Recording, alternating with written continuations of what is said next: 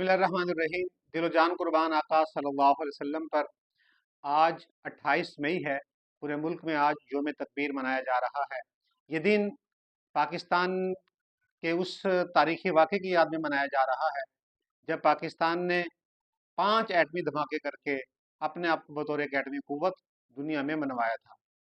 1998 में 11 मई को हिंदुस्तान ने राजस्थान में 3 एटमी धमाके किए और फिर 2 रोज़ के बाद 13 मई 1998 को मजीद उसने एक और धमाका किया और अपने आप को एटमी क़ुव्वत के तौर पर मनवाया और छठी एटमी क़ुव्वत बनी।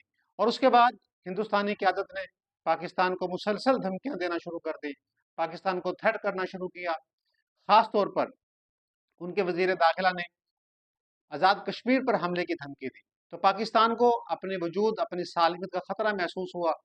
पाकिस्तान ने भी एटमी धमाके की तैयारियां शुरू कर दी। पाकिस्तान पर आलमी प्रेशर आया, ख़ास तौर पर अमेरिका ने भरपूर प्रेशर डाला पाकिस्तान पे। पहले पाकिस्तान को धमकियां दी कि अगर आपने जवाबन एटमी धमाके किए तो आलमी सतह पर पाकिस्तान पर शदीद तरीन मुआशी पाबंदियां लगा दी जाएंगी। उसके बाद उन्होंने पाकिस्तान को ऑफर्स करना शुरू कर दी कि अगर आप धमाके नहीं करते तो अमेरिका और दीगर यूरोपीय ममालिक पाकिस्तान को मुआशी तौर पर बहुत से बेनिफिट्स और फ़वाइद देंगे। वज़ीर आज़म उस वक्त मियां नवाज शरीफ थे। पाकिस्तान की क़यादत, पाकिस्तान के इदारे वो सर जोड़कर बैठे। बिल आखिर हमारी क़यादत और हमारे सिक्योरिटी के इदारों ने यह तय किया कि पाकिस्तान अपने दिफा और तहफ़्फ़ुज़ के लिए हर हद तक जाने के लिए तैयार है। तो ज़रूरी था कि पाकिस्तान भी जवाबी एटमी धमाके करे।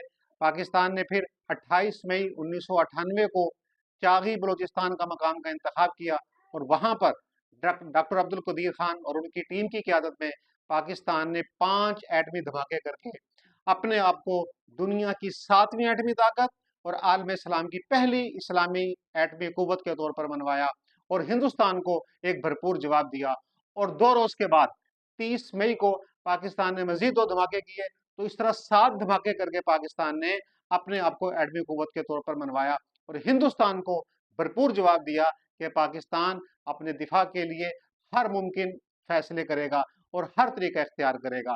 तो हर साल उन एटमी धमाकों की याद में पाकिस्तान में, मुल्क भर में 28 मई को योम तकबीर मनाया जाता है। और बाद में हुकूमत ने यह तय किया कि हर साल 28 मई को योम तकबीर के तौर पर सेलिब्रेट किया जाएगा, योम तकबीर के तौर पर इस दिन को मनाया जाएगा।